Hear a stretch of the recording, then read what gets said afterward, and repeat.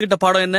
Centre of mass இந்த மாதிரி கார்கள்ல ரொம்ப குறைவா தான் இருக்கணும். இது எல்லாத்துக்கும் மேல கார்ல எனர்ஜெட்டிக்கா ஃபுல் ஃபோர்ஸோட ஒரு டிரைவர் உட்கார்ந்துட்டாருன்னா எரியற கொள்ளியில எண்ணெய் ஊத்துன கதை தான் நடக்கும்.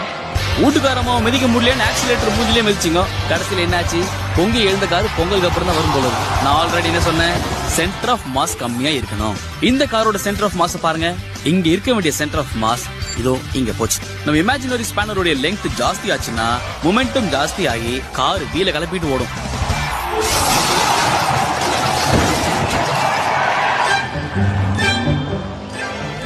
நல்லா சரோஜா தேவி சோப்பு டப்பா மாதிரி இருக்கே இந்த காரு. இது ஓடுமா நினைக்கிறீங்களா? ஓடாது, ஓடவே ஓடாது. தேய்ச்சிக்கினே தான் போகும். கோபால், நீங்க வாங்கி கொடுத்த எல்லாத்தையும் நான் வச்சுக்கிறேன் கோபால். இந்த காரை மட்டும் நான் வச்சுக்க மாட்டேன் கோபால். ஆமா, பெரிய சாதனை. இவர் பண்ணது பெரிய மெடிக்கல் மிராக்கல்ல. அதான் மெடிக்கல் டீமே சுத்தி நிக்குது. ஏக்கா நீ கொஞ்சம் தள்ளுக்கா. ஏற்கனவே ஓட்டுனது யாரும் தெரிய மாட்டேங்குது. நீங்க வேற நடுவுல